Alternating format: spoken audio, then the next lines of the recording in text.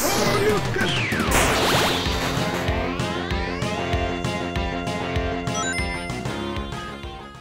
I've got a Bill with Zeboyd Games. What's up? Now this is pretty cool, man. I've seen a lot of indie stuff. To me, you guys are a big name. I mean, I'm a hardcore gamer. I consider myself, and I've seen companies I've never really heard of. But then I come across this, and I'm like, wow, you guys needing this exposure? Oh, because I mean, you guys, seem big. Well, I don't know if we're big.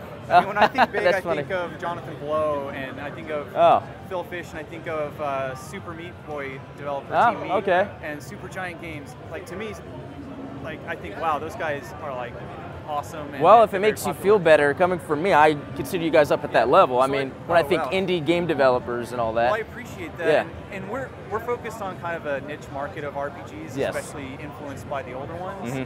So we know that we're not like a mainstream appeal. Right. But within that market, which we think is a very devoted, passionate market for these kinds of RPGs, we feel like if we serve those fans well, then we'll get rewarded in return, and I think that's why we've been successful. Okay, so from what I remember when it started, it was on Xbox Indie Games. I think the first game, I think it was Cthulhu Saves the World, or was there another game? We released a game before that, which was smaller in scope, called Breath of yes, okay, that's, okay. And so I think those, it's like slowly just blew up in a way to where then it was like you guys got on Steam pretty easily. We did really well on Xbox Live Indie Games, you know, for considering the type of game and the market and everything else. And I think having done well there and having gotten good reviews and a little bit of press attention, we were able to pitch it to Steam, and they said, wow, we've heard of you guys, and your games got reviewed well, and we'll let you, we'll give you a slot on Steam. Cool. So that was our big moment that, like, I mean, that was the time where we were actually able to quit our day jobs and work on this full time and focus all of our energy on making games. Well, it's cool because, in my opinion, I think this genre, even though I was telling you earlier I don't play it, I still think it's just as popular as ever. It's just all these publishers are thinking huge budgets. We're going to make this game, we're going to put like 300 million into it, and it's going to sell all these copies, but that doesn't have to be the case. And it's exactly what the case is with this. That's why I think it does work. It does, and you're right. You're not only right about a lot of developers or a lot of publishers thinking they need to pour in $100 million into a project, but I almost feel like it's squeezed out this sort of niche market out of the mainstream consoles. So now we see we see Skyrim, Mass Effect, these Western style RPGs.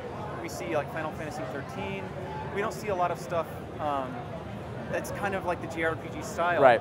You see a lot of it on handhelds now because the budgets are smaller. That niche core audience can buy a handheld and support those games.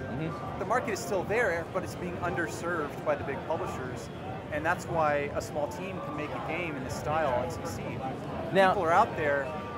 You just got to make a game on platforms they have. And what's cool is, especially considering that with how Sony's new stance is now. Now, have you guys been looking into that? Yeah, we've been in touch with Sony for a while. We really want to release our games on PlayStation Network. We're still trying to figure out how to do that, the logistics, because, I mean, so far we've been using XNA, which is Microsoft. But going forward, we're thinking maybe using Unity. And that'll be supported by, from what I understand, it's supported by Vita, PlayStation 3, PlayStation 4, as well as, for example, the Wii U, as well as Windows, Mac, Linux. I know, that sounds like the way to go. Because that'd be cool. I mean, especially with, these new consoles, with Sony's focus on indie games, but then the lack of that on the Xbox. But I wonder if you, since you already kind of have a relationship with Microsoft, because of this popular series, you know, your games, I wonder if there's something there with Microsoft. Well, all I know is that there's a lot of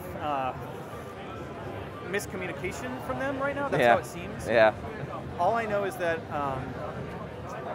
as far as I know, you need a publisher for them right now. Okay, bottom line, Maybe we could approach a publisher to get on Xbox One, but we'd prefer to stay away from that for now. Yeah, that's a good point. Because you guys are doing great. I mean, even being partnered with Penny Arcade, I love Penny Arcade.